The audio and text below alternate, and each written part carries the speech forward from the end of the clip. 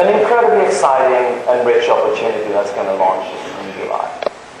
I think also, just to point out a couple of small points. One is the same software that's driving Nike ID Online is the same software that's being used inside the store.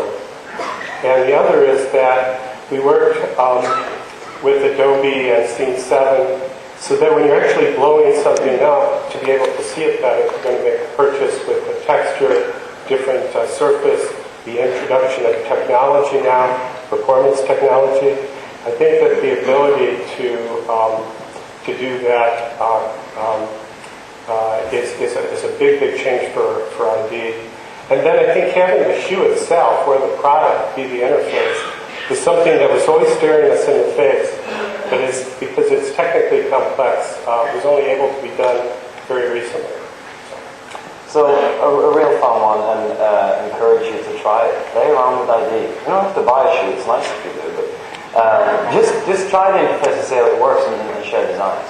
So that's the first thing. And what we're tapping into here again is this ability to sort of, the Nike brand is an inclusive brand, an aspirational brand, but we want to be able to give a part of that to you and make sure that you can craft it and tailor it and put something very personal to it. So the notion of that is huge.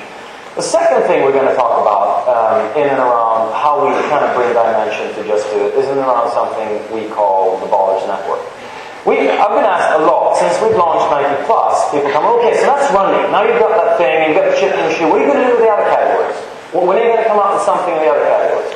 And our approach is always, what is going on in a specific category or in a specific sport that someone loves that we can tap into, understand that, and make whatever they do better. Now that doesn't always have to take the form of a sensor in a shoe, right? It doesn't always have to measure how you run. There are other things we can go in and do, because in some sports that may not be the most relevant thing. In the sport of basketball, it's pretty important that you're able to put the ball in the hoop, even if you run 50 miles during a game. So we sort of focus more on, okay, so what's going on in the physical world, and how can we use the digital world to tap into that? And that led us to this idea of Ballers Network. And the simple thing here is, we should allow kids to play. They shouldn't have to spend too much time organizing and thinking about it. And the other thing we know is, the kids that play, they really want fame. They want to be able to distribute how good they are at what they do.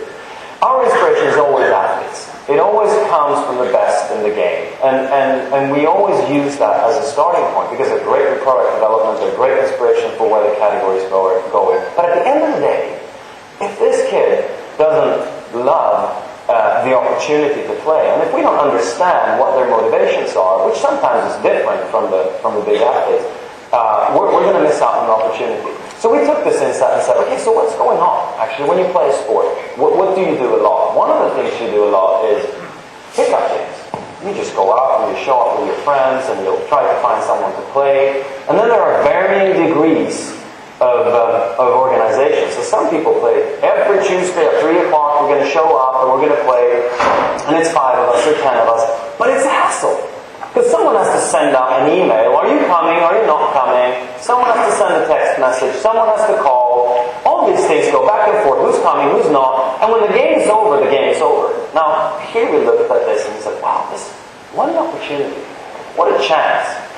So we stepped in and said, okay, if we could build an application that did all this, but then added some layers of content as well, because at the end of the day, you want to see stuff going on around the world of basketball. We've probably got a good thing going for ourselves.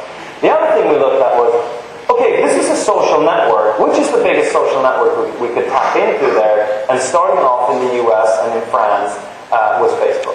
So we said, we're going to build this thing. And we're going to make it really super easy for you to manage these things. We're going to allow the application to live in Facebook so every one of your friends can see it. But you don't have to add another social network. You don't have to sign up for a new thing. You're already there. Your friends are already there. Let's just tap into that.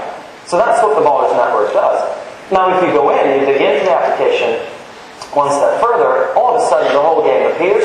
I can find places. So now if I come new to a city, I'll just go in, browse for games, punch in a zip code or postal code if I'm in Europe. And we've integrated Google Maps into the application. So you just really easily could get an overview and pinpointed over 1,700 basketball courts all over the world. So the beauty of this is we've helped, and we looked into the basketball community to say, where are the best, most interesting places to play? Let's pre-populate them. Let's give them a bit of background. Let's give a little bit of soul to this, and then allow you to add whatever court you want, wherever you want it to be. So I can come new to the city, just like we had maps in running. So we took the inspiration from Nike Plus and said, wow, people really appreciate the fact that we've done this. How can we do this for basketball? So we embedded maps into the application. And the other thing we did was in and around your profile. Because at the end of the day, that's what social networking is about. So in my profile here, I don't only have all my upcoming games, the games I played, the results, how many did I win, how many did I lose, where did I play them, with who did I play it, and how am I doing? And what's the word on my game? So now there's a pre-game banter, there's an after-game banter, there's trash talk, and this whole community that used to be the game was just for them is now broadcast to the world. And you could argue, well, what's the product component here? Why would Nike do this? You don't sell shoes, do this. And I think this goes to our philosophy. If we can do something good for someone, regardless of what category it is, ultimately, it's going to benefit our brand and result in business. And I think it's an approach we've had for a long time. Rather than staring at an immediate ROI, where we go, okay, if I invest this, I've got to get this back, otherwise I won't make this investment. Where we've rather said, look at how we can enable these things. When this community is large enough, the goodwill value of having enabled this is gigantic. And then the other thing is just the ability to embed entertainment and rich brand messaging inside the community of Ballers Network. But, as you all know, at the end of the day, these kids, what they do, they're mobile. And we think that there are a couple of things that play really well here. One is, you want to know who's the most valuable player. Who's the man of the match every time? I want to be able to immediately, when I'm at the game, just vote for that person. I'm going to say, this is the man. And then in the statistics, you can see how many times were you voted man of the match by your friends and by the opposing team.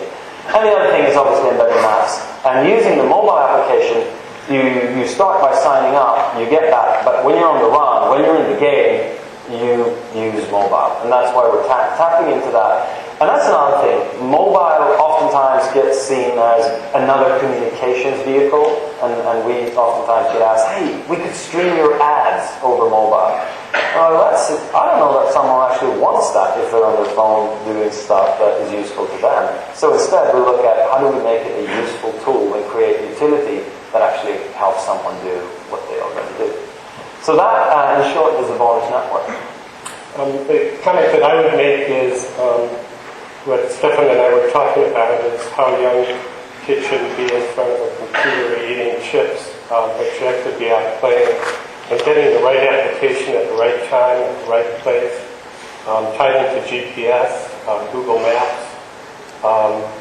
Mobile, as far as we're concerned at RGA, and we've developed quite a large group inside of our agency, and the work that we're doing with Nike that we can't show today, much of it is going to find its way to the mobile application space. So we really believe that if you think about it, what could be a more meaningful way to communicate with people who want to go out and play and to have a really great mobile application that ties into community. Ballers Network is something, it's a platform that we're going to continuously build on. And I think also, whatever your sport is, whatever you do, you can see how this thing can grow to play a role in wherever you are. So huge opportunity. We're really excited about how we use this to connect. So that's Nike ID, Ballers Network. We've looked at customization. We've looked at basketball. Now we're going to bring it back to running again. And a passion of ours. That was how this company started. And what's on the horizon there? Well, it's something we call